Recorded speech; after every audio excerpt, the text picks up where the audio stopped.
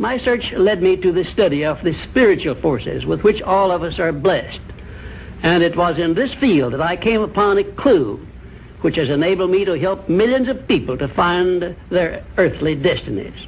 I want to describe my discovery in the simplest terms possible, because it will reveal to you why it is true that whatever the mind can conceive and believe, the mind can achieve, regardless of how many times you may have failed in the past or how lofty your aims and hopes may be. I caught my first fleeting glimpse of the profound law which provides the means by which we may choose our own purpose in life and attain it, while I was being coached by Andrew Carnegie during the organization of the Science of Success philosophy. I had just finished telling Mr. Carnegie that I feared he had chosen the wrong person to give the world the first practical philosophy of personal success because of my youth, my lack of education, and my lack of finances. Well, at this point, Mr. Carnegie delivered a lecture that I shall never forget, because it changed my entire life and paved the way for my helping to change the lives of millions of people, some of them not yet born.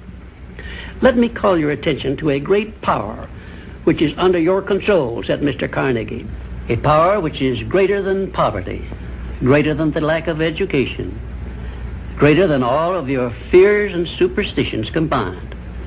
It is the power to take possession of your own mind and direct it to whatever ends you may desire. This profound power, Mr. Carnegie continued, is the gift of the Creator, and it must have been considered the greatest of all of his gifts to man, because it is the only thing over which man has the complete and unchallengeable right of control and direction. When you speak of your poverty and lack of education, Mr. Carnegie explained, you are simply directing your mind power to attract these undesirable circumstances, because it is true that whatever your mind feeds upon, your mind attracts to you. Now you see why it is important that you recognize that all success begins with definiteness of purpose, with a clear picture in your mind of precisely what you want from life. Then Mr. Carnegie continued his speech with a description of a great universal truth which made such an impact upon my mind that I began then and there to give myself a new outlook on life and set up for myself a goal so far above my previous achievements that it shocked my friends and relatives when they heard about it. Everyone, said Mr. Carnegie, comes to the earth plane blessed with the privilege of controlling his mind power and directing it to whatever ends he may choose. But, he continued, everyone brings over with him at birth the equivalent of 2 sealed envelopes, one of which is clearly labeled, the riches you may enjoy if you take possession of your own mind and direct it to ends of your own choice. And the other is labeled, the penalties you must pay if you neglect to take possession of your mind and direct it. And now let me reveal to you, said Mr. Carnegie, the contents of those 2 sealed envelopes. In the one labeled riches is this list of blessings. 1, sound health. 2, peace of mind. 3, a labor of love of your own choice. 4, freedom from fear and worry. 5, a positive mental attitude. 6, material riches of your own choice and quantity. In the sealed envelope labeled penalties, Mr. Carnegie continued, is this list of the prices one must pay for neglecting to take possession of his own mind. 1, ill health. 2, fear and worry.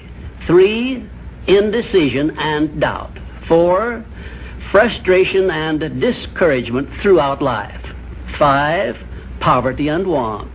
6, and a whole flock of evils consisting of envy, greed, jealousy, anger, hatred, and superstition.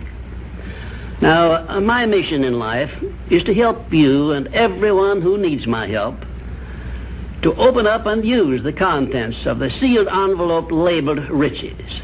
And the starting point from which you must take off if you wish to write your own ticket from here on out for the remainder of your life, I will describe for you in these simple instructions. 1, procure a neat pocket-sized a notebook, or something on the order of this one here, loose leaf affair.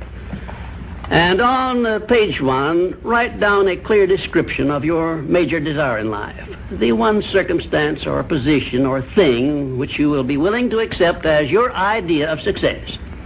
And remember before you begin writing that your only limitations are those which you set up in your own mind or permit others to set up for you.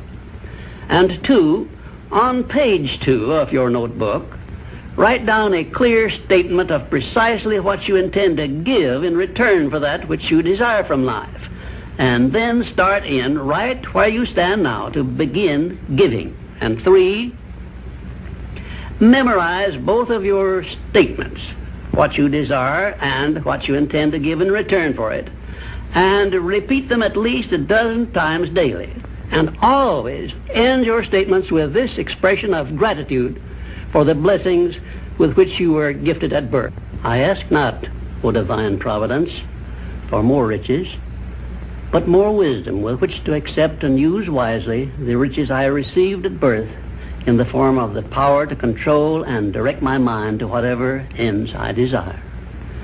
If you are not too successful or self-satisfied to accept and express this profound prayer, if you accept it and express it in the same spirit of humble sincerity in which I pass it on to you, a new and a better world will reveal itself to you.